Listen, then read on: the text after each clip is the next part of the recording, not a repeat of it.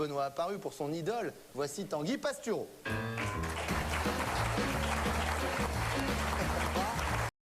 Alors, heureux? Très heureux. Ah ouais, quel bonheur. Hein. Évidemment, comme chaque mois, j'ai une idée différente. Il change un peu. Ça arrive. Benoît Apparu, vous êtes formidable. Je vous admire autant que les vendeurs de scooters admirent Gérard Depardieu. Pour une raison simple, c'est qu'il en achète un par jour. Puis ensuite, il découpe en deux un 4x4 en fonçant dedans. Hein, c'est pas lui qui gare son scooter, c'est le scooter qui se gare sur Depardieu. Vraiment, ces Belges, ils sont impayés. Oui, vous êtes super, car il suffit de mentionner votre nom, Apparu, pour que nos gosses, même les plus cons, connaissent au moins le participe passé d'un verbe. Vous êtes donc bien plus utile que Juppé, et, ou que Bernard Accoyer, ER. Vous êtes juste battu par Jack Lang, dont le nom rappelle aux enfants en anatomie l'un des deux organes utilisés par Strauss-Kahn, à cause duquel il doit débourser 6 millions de dollars. C'est énorme. Chez nous, la seule qui ait les moyens de se taper Nafissa, c'est Liliane Bettencourt. Si ça arrive un jour, la scène fera partie des pires moments d'horreur de tous les temps, juste derrière Alien et le brushing de Yamina Benguigui. Benoît Apparu, vous avez tout pour vous. D'abord, vous êtes né en 69, hein, contrairement à vos collègues politiques qu'on n'arrive même pas à dater au carbone 14. 69, c'est aussi la naissance de Nikos Eliagas, hein, le seul grec à qui il reste de l'argent, de Laurent Delahousse, qui, comme à chaque Noël, du torse nu en coffret avec Barbie, et de Richard Virenque, hein, qui s'est tellement mis de produits dans le cornet que sa femme lui a installé une grande roue de hamster. Ça fait 15 ans qu'il tourne dedans. Il produit de l'énergie pour tout son village. Vous avez donc 43 ans. En politique, c'est l'adolescence. Hein, vous êtes le Justin Bieber du Palais Bourbon. Marion Maréchal Le Pen qui en a 22. À l'Assemblée, on la fout à la crèche.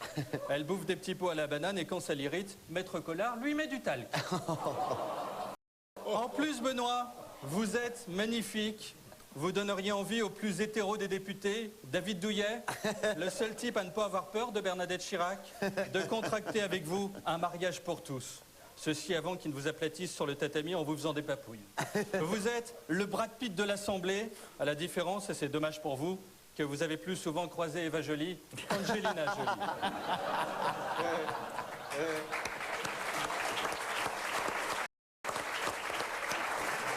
Eva Joly est la seule femme dont le nom de famille est une tromperie. Oh. Bref, dans un monde politique constitué de cheveux, poivre et sel, vous êtes uniquement poivre, ce qui donne envie de vous manger le steak. Oh. Ah bah je vais vous laisser, moi, tous les deux. Mais je parle en général. Oui, d'accord, c'est ça. Pour moi. Votre parcours, Benoît, fait rêver. Député à 14 ou 15 ans, ministre du Logement à 18 ou 19. Là, vous n'avez que 43 ans et je m'intéresse déjà à vous. La consécration. Avant vous, il y avait Christine Boutin, la dame qui se coiffe avec un hérisson. La seule chrétienne que Dieu a essayé d'échanger contre quelqu'un d'autre. Il a demandé à la place Najat Belkacem, elle est belle, elle a 140 dents. L'été, elle construit des barrages avec des castors. Après vous, il y a Cécile Duflot, qui a abordé le secteur du logement par la décoration, hein, c'est-à-dire qu'elle s'est décorée elle-même. Au début, elle se roulait dans sa nappe à fleurs, elle venait comme ça au Parlement. Hein, dans le 13e, pour un M, les Chinois ont failli la vendre. Depuis, elle a arrêté la drogue, hein, donc ça va mieux. Elle parle juste de réquisitionner des espaces vides pour en faire des logements, alors qu'il n'y a que 2 espaces vides en France. Le cerveau de Ribéry et le siège du Modem. Alors, vous n'avez qu'un seul défaut, Ben, c'est que vous êtes fumeur. Oh ben. Et vu la situation à l'UMP, c'est pas demain que vous allez arrêter. Encore une semaine comme ça et on vous retrouve en train de tirer sur un joint.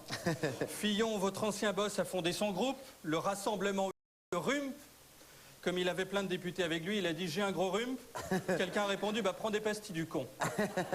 Seulement pas de bol. Ce mot « rhume » en anglais désigne le croupion et l'arrière-train en général. Donc aussi bien celui d'un poulet de loué que celui de Martine Aubry, un grand rhume, ou le vôtre, hein, j'imagine un beau rhume. C'est ridicule, c'est comme si David Cameron arrivait chez nous avec un parti qui s'appelle le SGAG. Résultat, quand vous tapez rhume sur Internet, une image sur 2, c'est Fillon, l'autre, ce sont des fesses. Pour distinguer Fillon, c'est simple, c'est celui dont l'arrêt est sur le côté.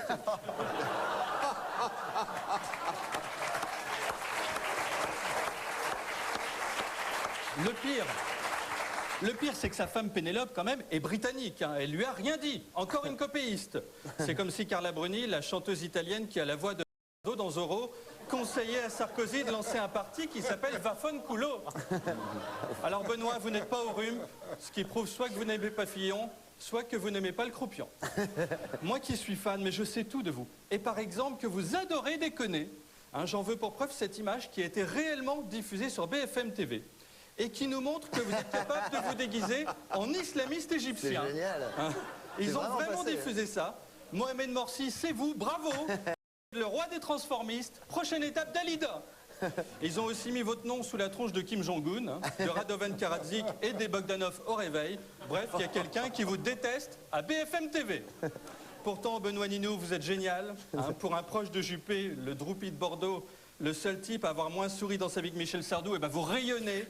Moi, quand je vois des enfants ou des hommes politiques de 43 ans, c'est pareil.